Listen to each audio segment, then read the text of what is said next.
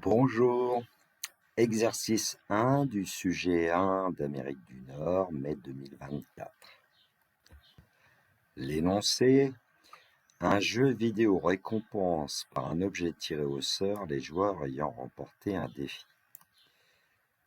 L'objet tiré peut être commun ou rare. Deux types d'objets communs ou rares sont disponibles, des épées et des boucliers. Les concepteurs du jeu vidéo ont prévu que la probabilité de tirer un objet rare est de 7%. Si on tire un objet rare, la probabilité que ce soit une épée est de 80%. Si on tire un objet commun, la probabilité que ce soit une épée est de 40%. Les parties A et B sont indépendantes. Partie A: un joueur vient de remporter un défi et tire au sort un objet. On note: grand R, l'événement, le joueur tire un objet rare. Grand E, l'événement, le joueur tire une épée. Grand R bar et E bar sont les événements contraires respectifs des événements R et E. Question 1. Dresser un arbre pondéré modélisant la situation, puis calculer la probabilité de R inter E. Question 2. Calculer la probabilité de tirer une épée. Question 3. Le joueur a tiré une épée, déterminer la probabilité que ce soit un objet rare, arrondir le résultat au millième. Partie B. Un joueur remporte 30 défis. On note grand X la variable aléatoire correspondant au nombre d'objets rares que le joueur obtient après avoir remporté 30 défis. Les tirages successifs sont supposés indépendants. Question 1. Déterminer en justifiant la loi de probabilité suivie par la variable aléatoire grand X. Question 2. Déterminer probabilité que grand X soit strictement inférieur à 6, arrondir le résultat au millième. Question 3. Déterminer la plus grande valeur de k telle que la probabilité que grand X soit supérieur ou égal à k soit supérieur ou égal à 0,5. Interpréter le résultat dans le contexte de l'exercice. Question 4. Les développeurs du jeu vidéo veulent proposer aux joueurs d'acheter un ticket d'or qui permet de tirer grand N objets. La probabilité de tirer un objet rare reste de 7%.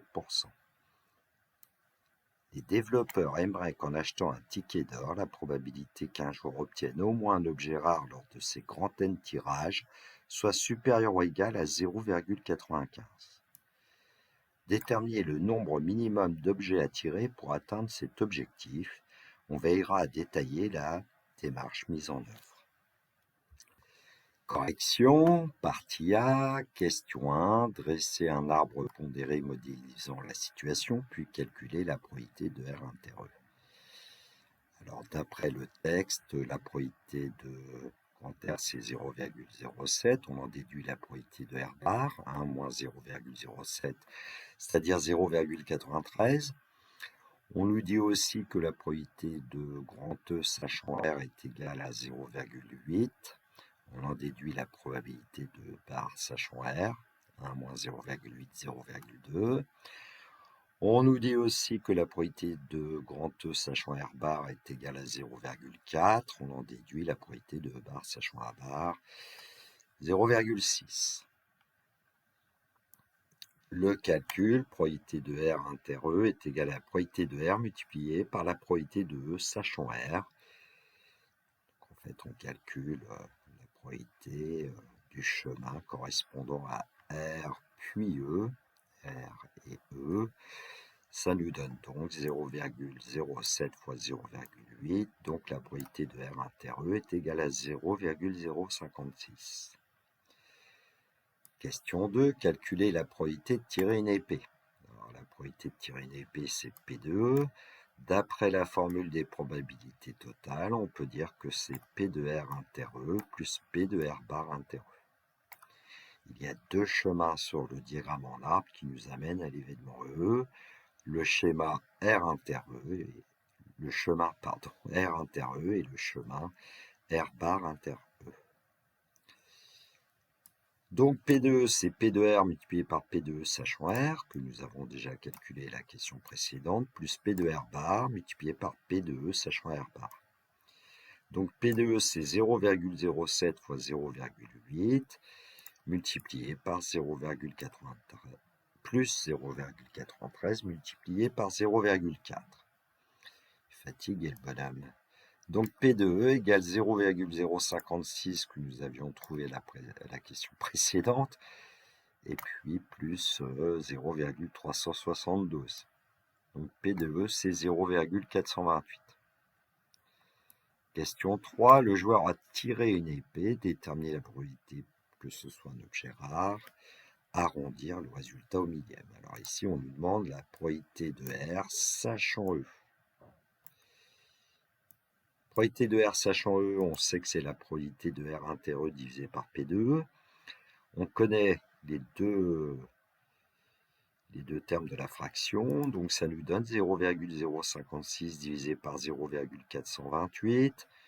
En multipliant par 1000 au numérateur du dénominateur, on obtient 56 divisé par 428. Et on peut simplifier pour avoir la fraction réductible 14 divisé par 107. Et à l'aide d'une calculatrice, on obtient P de R sachant E environ égal à 0,131. Donc la probabilité que ce soit un objet rare quand le joueur a tiré une épée est environ égale à 13,1%.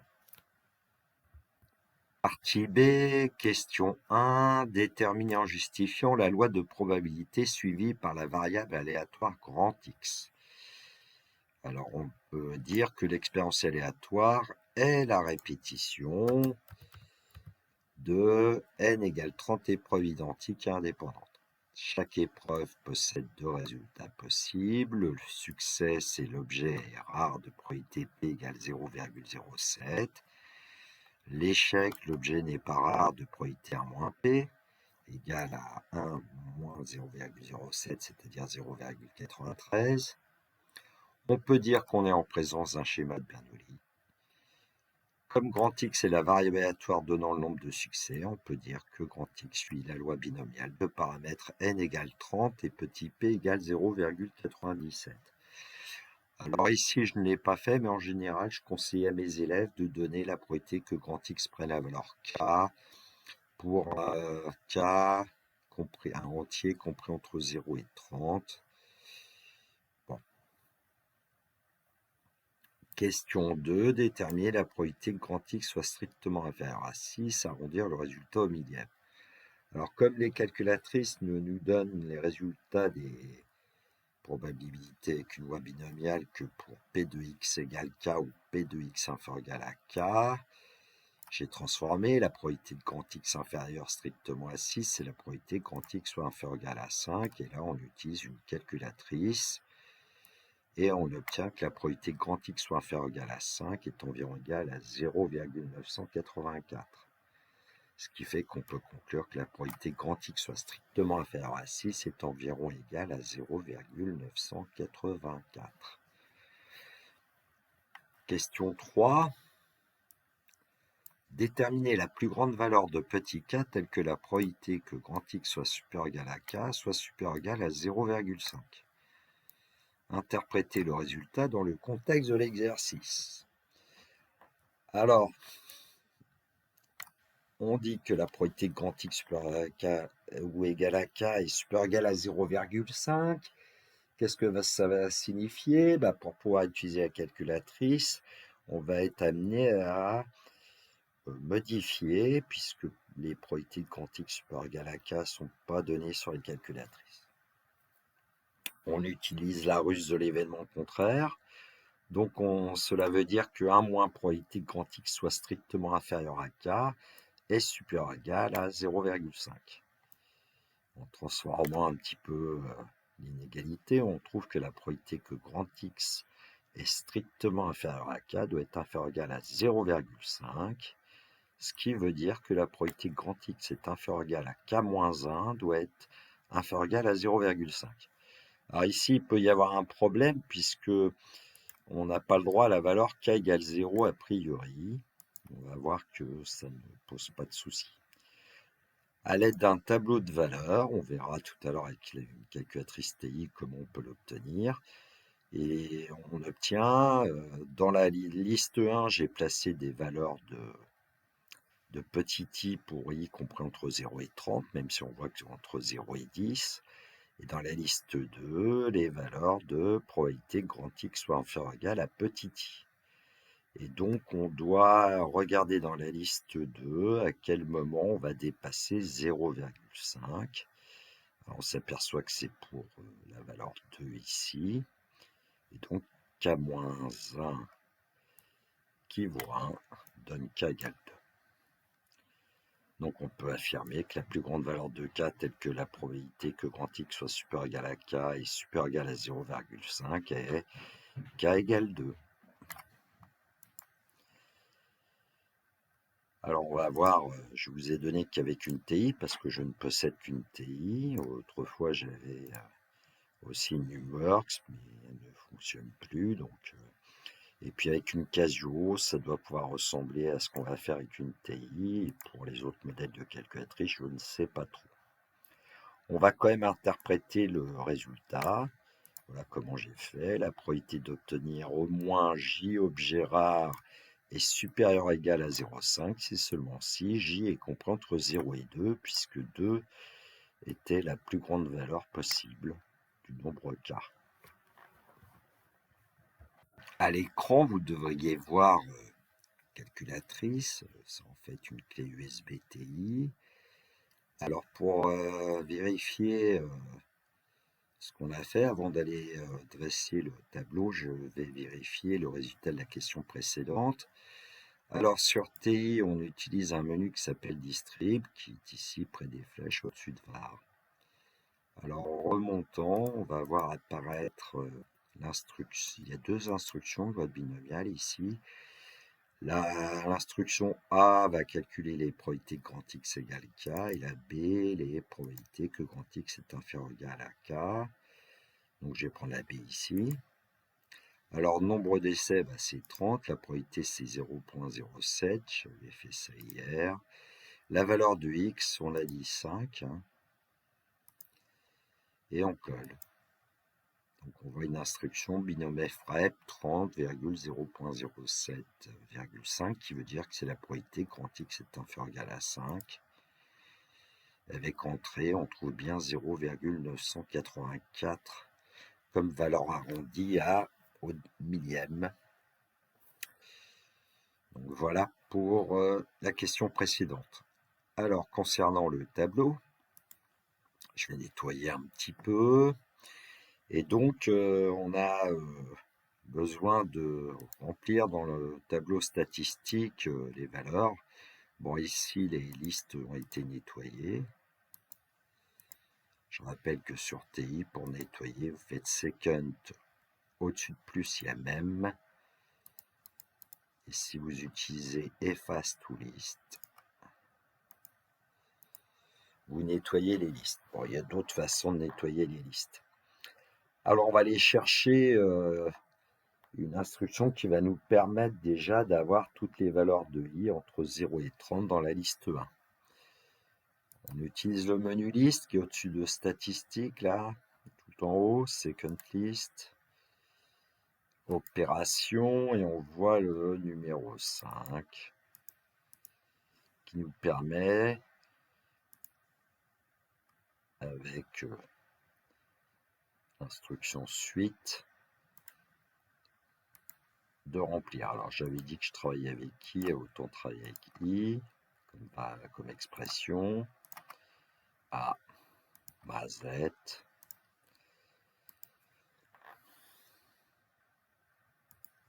Voilà. La variable CI, donc. L'expression CI, tout simplement. Le début, c'est 0. La fin, c'est 30.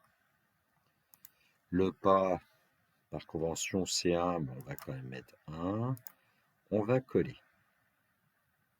Donc, on l'obtient. Suite i, virgule 0, virgule 30, virgule 1. Et on va stocker. Alors, la touche d'affectation est en bas à gauche quasiment. Et on a besoin de stocker dans la liste 1 qui se trouve au-dessus du chiffre 1 et on fait entrer. Alors, on voit une liste apparaître. Évidemment, il n'y a pas tout le monde. Avec la petite flèche de droite, on peut vérifier qu'on va de 0 à 30, mais le plus simple, c'est d'aller dans Stats, modifier, et on peut le vérifier ici en pianotant. Alors, si on verrouille la touche alphabet, Second, Alpha tout en haut, on descend de, je ne sais plus de combien en combien, enfin en tout cas, on va beaucoup plus vite. Ce qui permet quand même ici d'aller vérifier qu'on va bien jusqu'à 30. Bon, je vais quitter. Quitter, c'est tout en haut. Maintenant, on va remplir la liste 2. Alors, on va aller chercher Second Distrib. Et puis ici, ce qui nous intéresse, c'est binôme FREP. Nombre d'essais, donc c'est 30. La probabilité 0,07. Valeur de X, bah là, on ne met rien du tout. On colle. Donc, on voit une instruction binôme FREP 30,0.07. Et on va stocker dans L2, entrée. Donc on va apparaître des nombres. Comme d'habitude, le mieux c'est d'aller dans le menu Stat, dans l'édition des données. Et voilà comment j'ai obtenu le tableau que vous avez vu à l'écran.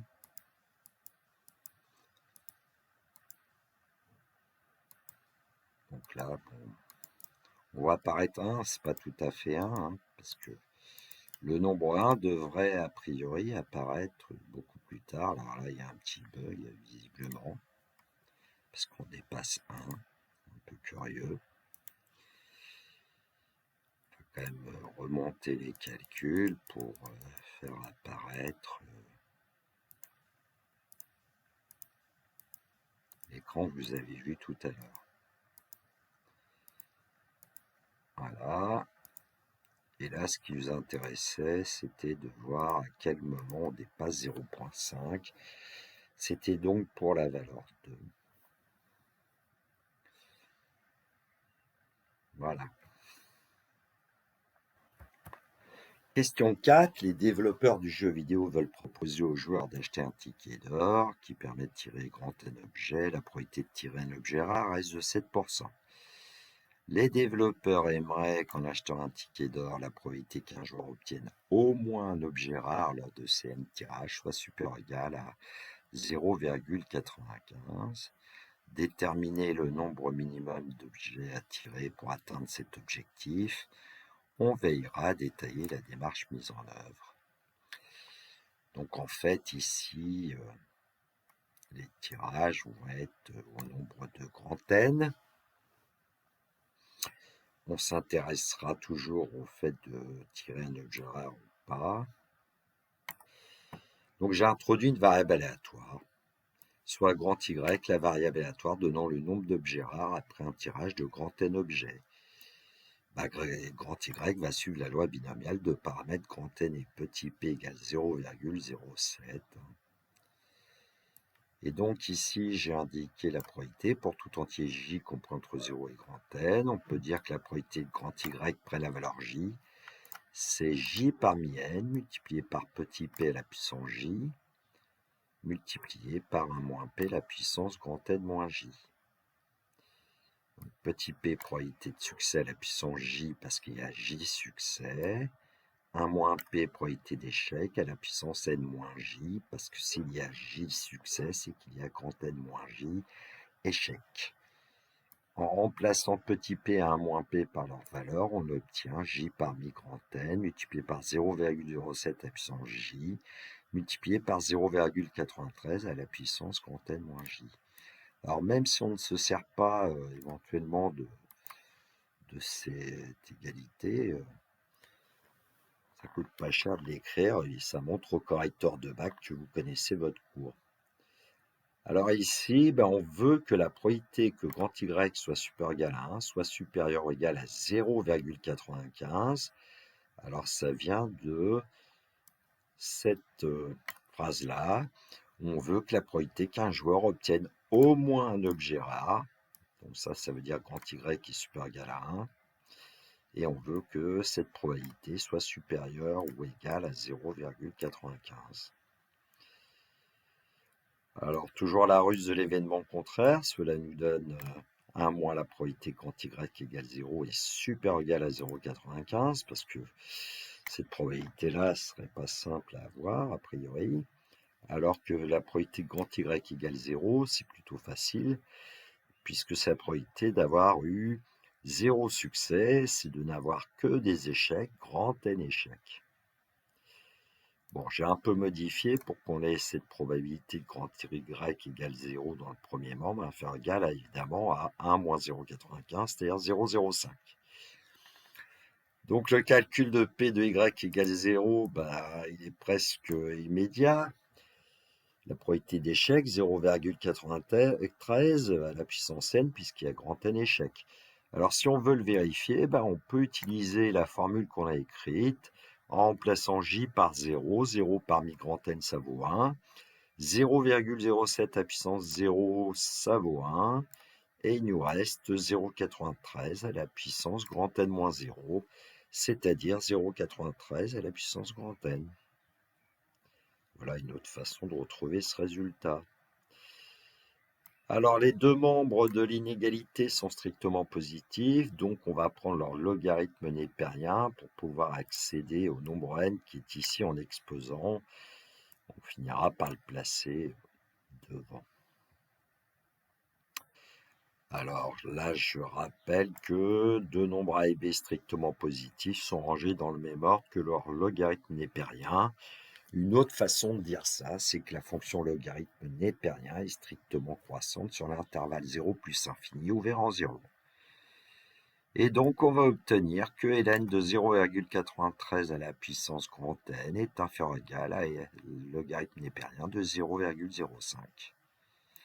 Par propriété algébrique du logarithme népérien, logarithme de a puissance p est égal à p ln de a pour a plus grand que 0 et p entier relatif d'après le cours.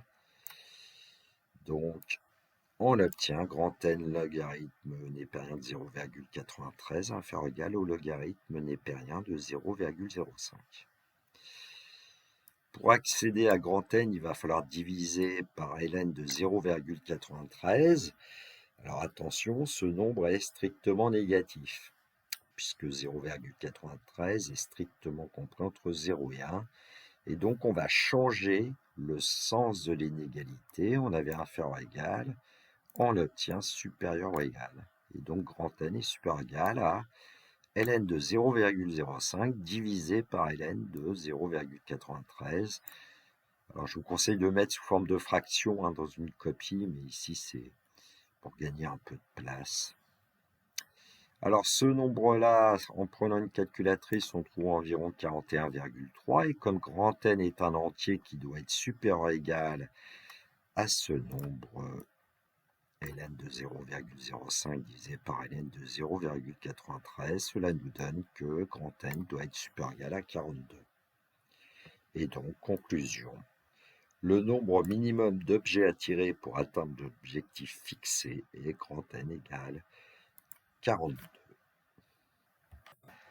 Voilà, la correction de cet exercice 1 est terminée. Si vous appréciez mon travail, un pouce levé, sinon un pouce baissé.